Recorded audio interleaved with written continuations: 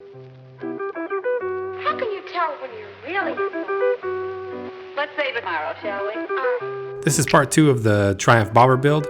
This time I decided to do it just a little bit differently. Last time I was recording the audio and kind of narrating it or whatever while I was working on the bike, but that took way too long and the audio just wasn't very good because I was in the basement. But I'm moving all the Triumph stuff to the shop where I do all the leather working, so it'll be a little bit better place for the audio, so I can kind of do a little bit of both where I'm doing the voiceover and talking about it as I work. So in the last video we were tearing down the top end. This time we're tearing down the entire bottom end and trying to split the cases. And this whole process was made so much easier by all these lowbrow custom tools I bought. They have everything from like the gear puller you see there to like that little wedge, that little Barbie steps that allows you to lock up various parts and make it super easy to tear everything apart. So this transmission is a complete wreck. I don't know what this red stuff is. If anyone knows what it is, let me know. I'm gonna rebuild the entire thing anyway, so hopefully it's nothing that I can't solve. I did notice that there was one tooth missing off one of the gears, so I'll have to change that or get a new gear for that.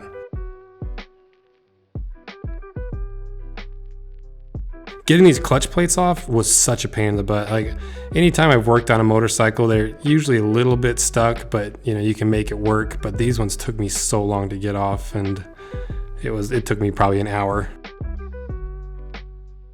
Now you can see I've got just a 2-jaw puller I bought from Harbor Freight. I ended up having to grind down the little prong so it fit in there easier, but finally got it to work. And here I am struggling again with those clutch plates.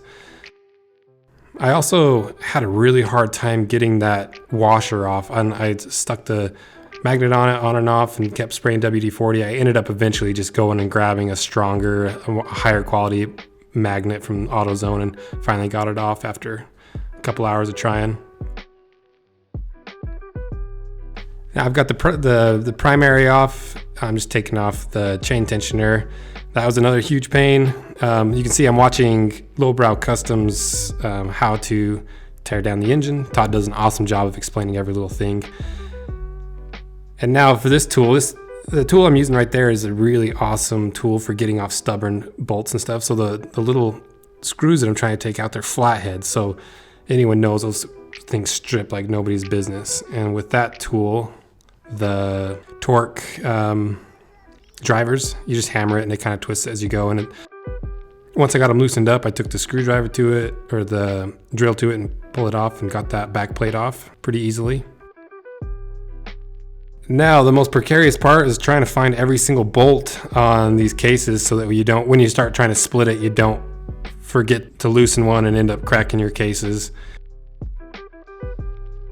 One thing that was a huge lifesaver with this teardown was just having a breaker bar there.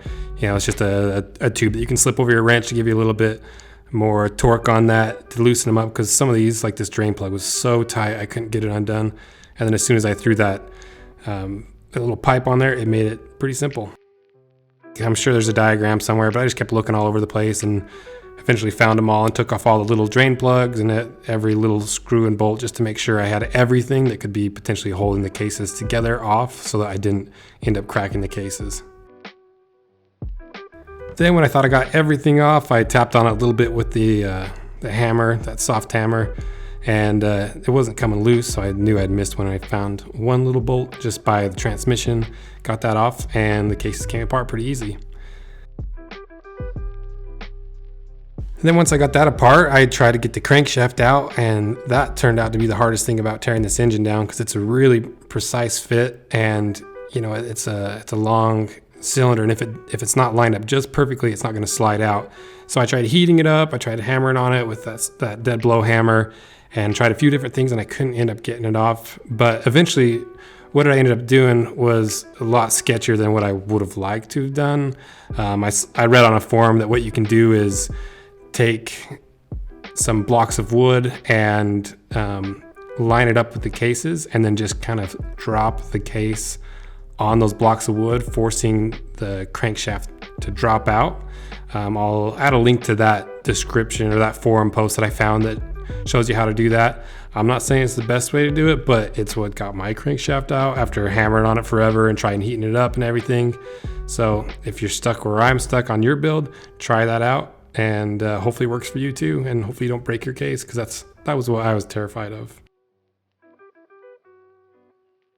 That's pretty much it for the second video. Now that I got the engine completely torn down, I'm gonna work on the frame and get everything mocked up for the frame. So hopefully that video will be out pretty soon.